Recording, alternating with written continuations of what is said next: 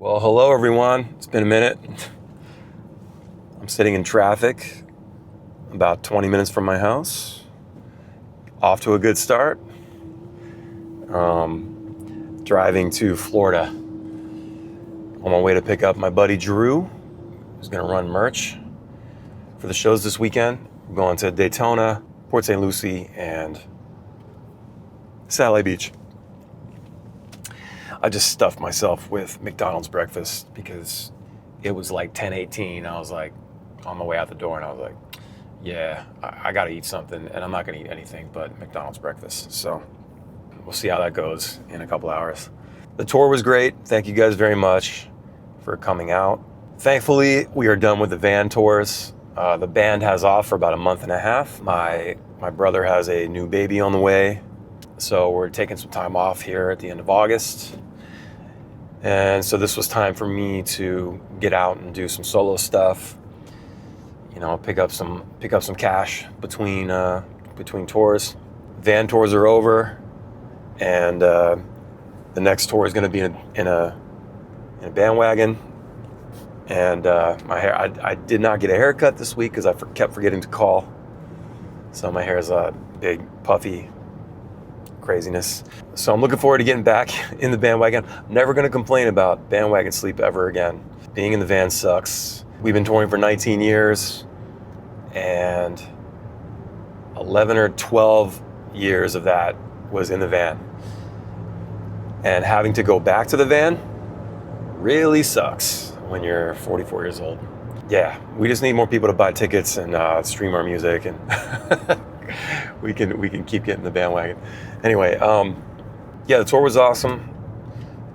Had some really good nights, really great shows. Sold a lot of merch, which was great. Just a couple, I wouldn't call them duds. I mean, because like Nashville, Little Rock, we never go there. I think we had like 120 paid in Nashville, which is fine on a Sunday night. And then on a Tuesday night, the day Ozzy died, actually, we played in Little Rock, and there were like 76 tickets sold, something like that. You know, it was whatever. We knew what to expect. You know, Dallas was honestly a little disappointing. We had about 200 paid, 220 paid, something like that.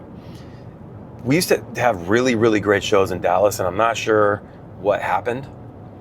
I don't know.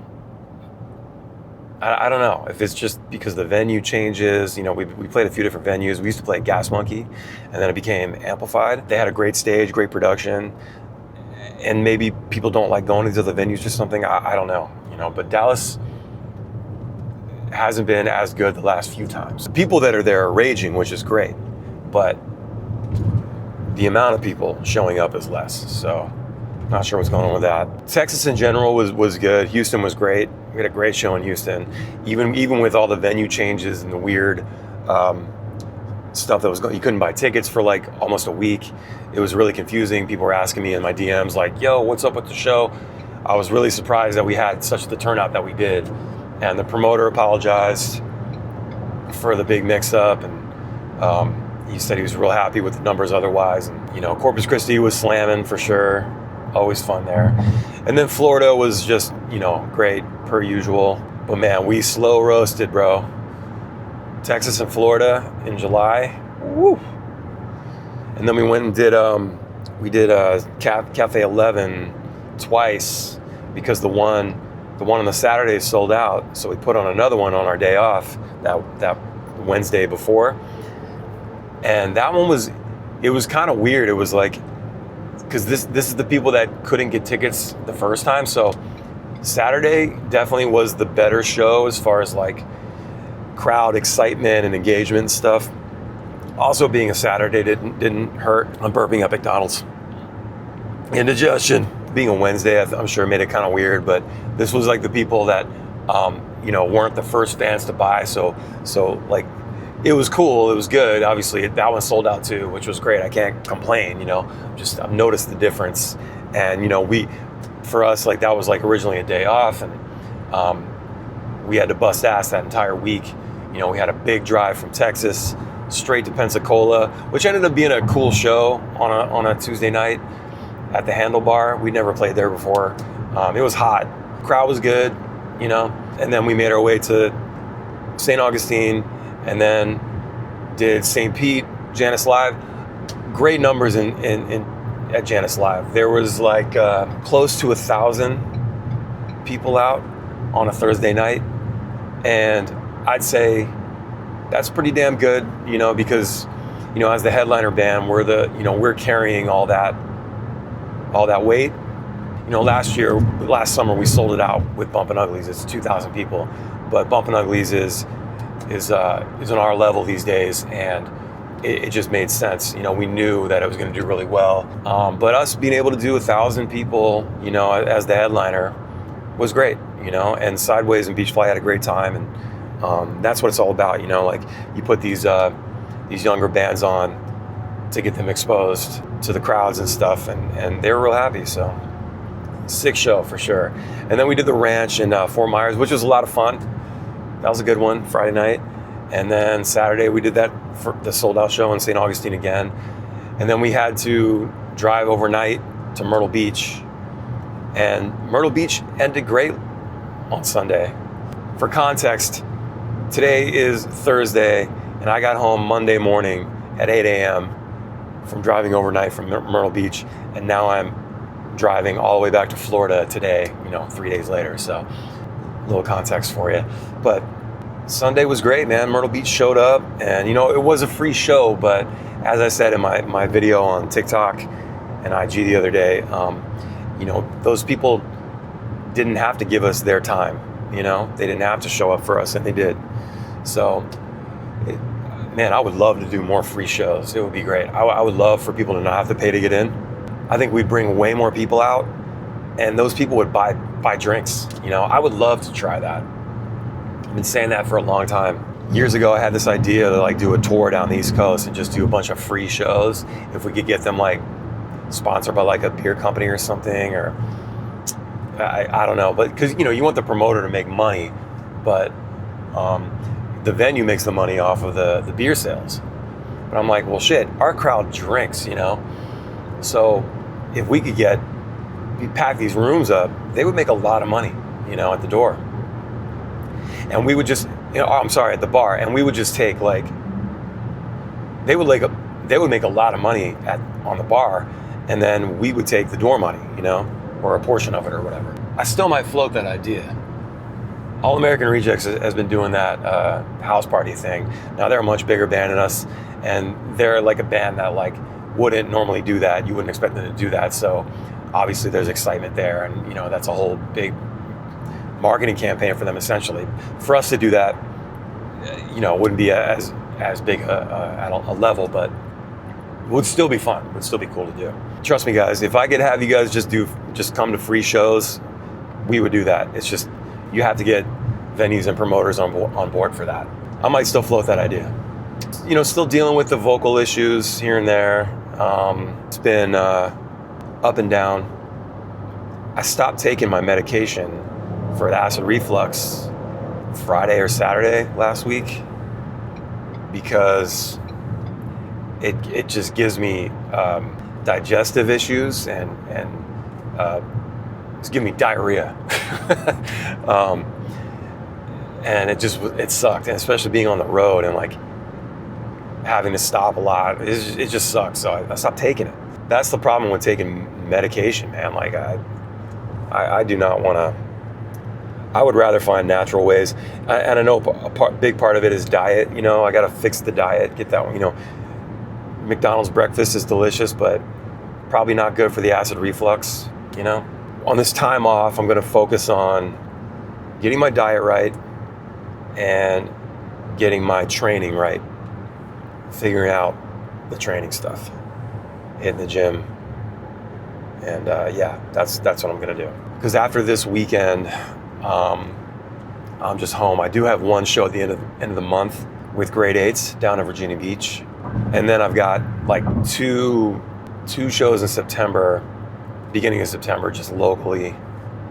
But we're not touring until the end of September. We're kicking off the fall tour at Ocean's Calling, and Green Day is playing. I hope we play on the same stage as them. That means we're gonna play at like noon for like 30 minutes, which is fine. I don't care. I just want to I get to see Green Day, and I would love to just give Billy Joe a high five, Mike and Trey, all those guys. What if I got on stage to play guitar with them? Oh, that'd be so rad. Okay, the 14-year-old in me is daydreaming again. So today I'm gonna head to, we're gonna head to probably Savannah. I would like to ideally get a little past Savannah, maybe like Brunswick or something, Georgia. What's up, dude? This is home. This is home. Awesome. Yeah. Very good. The school I work at's right on the end of the block. Nice. Working out perfect. All right. What's up, dude? Going on tour with Howie. Yeah, man. Still freaking what? Fuck yeah, I got the camera here. I see it. Yeah, I'll get you set up with a mic. 400 something Yeah, miles. real far, yeah. 623. Jeez. Jeez. So, Yeah, it took us forever to get home. We left Monday night. yeah. So we stayed the night. She had never been to Myrtle Beach. Oh, okay. So we had a good old dirty Myrtle tourist day. Nice. Okay, so interesting thing we have to do. So yesterday I was supposed to get, I only got 12 of my shirts, Okay. my blanks. So I had Shirts are sick. to order, yeah, they look awesome. Yeah. I had to order more, Okay. and I talked to Michael Vidal, and I'm having them shipped to his house in Jacksonville, Okay. and I'm gonna use his press Okay. to finish them up. So tomorrow morning, wherever we end up tonight, we gotta get up in the morning and drive to his house. Okay. And hopefully, they're supposed to be there by noon. Okay. Hopefully that it actually happens. Yeah, we know. And then it's probably gonna take like 2 hours, hopefully, Okay. at the most. And then we have to drive an hour and a half to Daytona after that. Okay. So it's gonna be kind of a hectic morning. But Sounds good. yeah. It takes a little bit longer because they're two-sided, because I got the logo, on, the logo front, on the front. and then put the graphic on the back. Yeah, so Yeah, I liked this. It's funny because we talked about just some simple, little design, and I looked, I was like, Howie, that is not a simple design, dude. That looks sick. yeah, they it turned out really good. They and being on that garment, the comfort colors. Yeah, that color is. Oh, those are Comfort Color brand. Yeah, that's the name of the brand. And, I love that brand. Yeah, I have a couple like that from Two Joints. They print on that. I'm like, those are nice.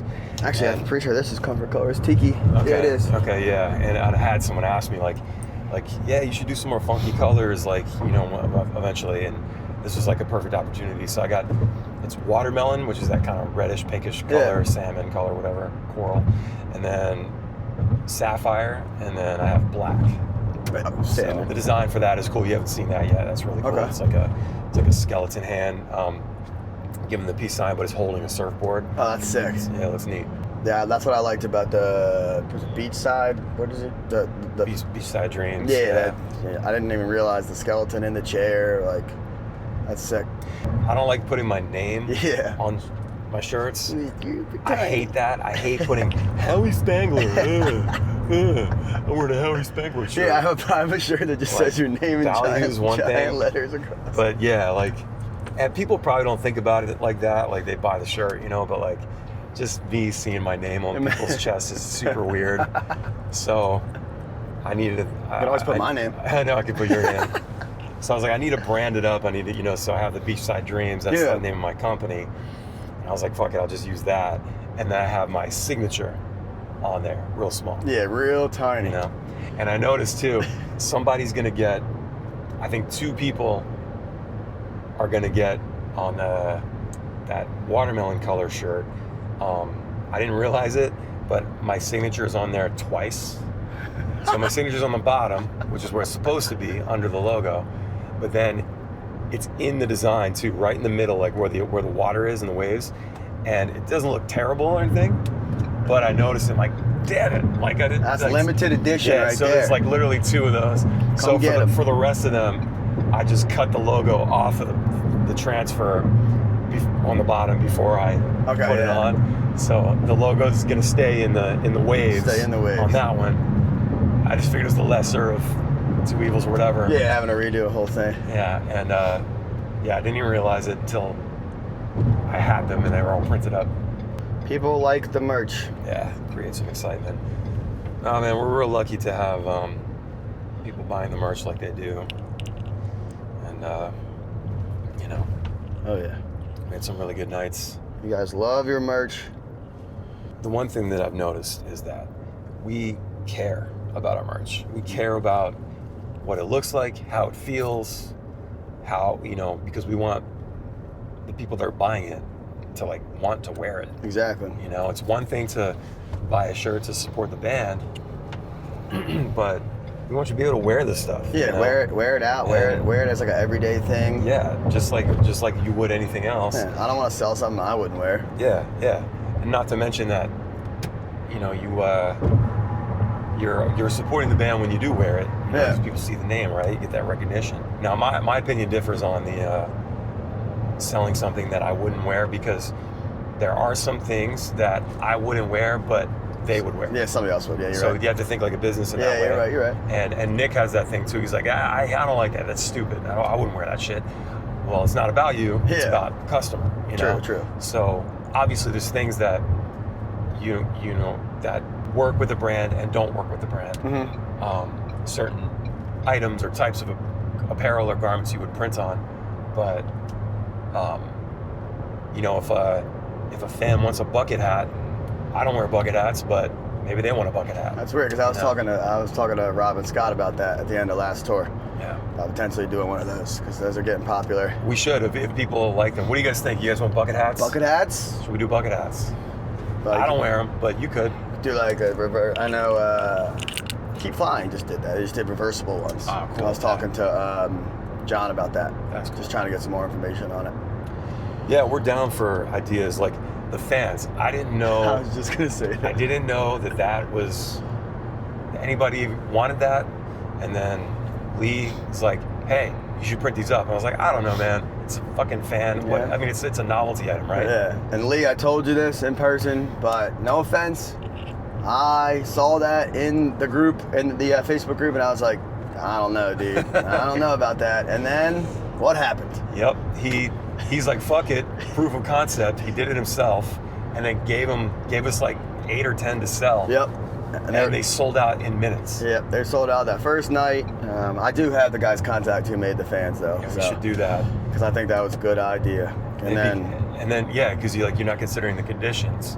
Like in Texas, it's hot as fuck, and they want to be at the show, fanning themselves yeah, out. I mean, Florida, Janice, you saw Kim and Angelina and Kat, they all made their own. They had fans. Everybody with Janice had fans. It makes total sense. Lee, you were right. I was wrong. I admit it. I told him that as well. Yep. We got to bring Care Bear back. Yep. Metal Bear. People love the Care Bear. People love that. There's definitely some old merch we can revisit, like some classic stuff that we did back, Weed 15 is years tight. ago. Weed is tight. I saw that shirt a couple times in the store. That actually did okay. We sold it, I think. I didn't realize it was a Ballyhoo shirt. And then the guy turned around and said Ballyhoo on the back, and I left the table and stopped him. I said, that shirt is amazing. I mean, that's really what I want. Like, I want people to wear the shirt because they like the shirt. They like the design, not so much that it's a Ballyhoo shirt. I feel like that is more, you get further reach with that. Exactly, yeah. Fits in. Yeah, Ballyhoo's like the brand. And then, just like the beach rock stuff, like it's beach rock by Ballyhoo, real tiny, So.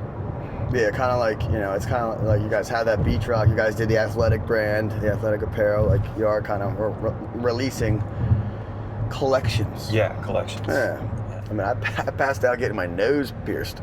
I don't want to do anything. I don't want to do a tattoo on face. I got my eyebrow pierced when I was 16, and my dad took us, my brother and I, and I started to pass out, and I wanted to throw up, and I've come to realize that it's just something that happens. Yeah.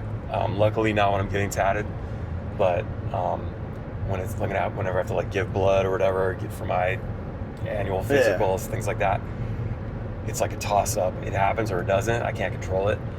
And that happened for the first time when I was getting my eyebrow pierced. And my dad's freaking out. He's like, "We're never doing this again. I can't believe this. Oh my God." He was like scared,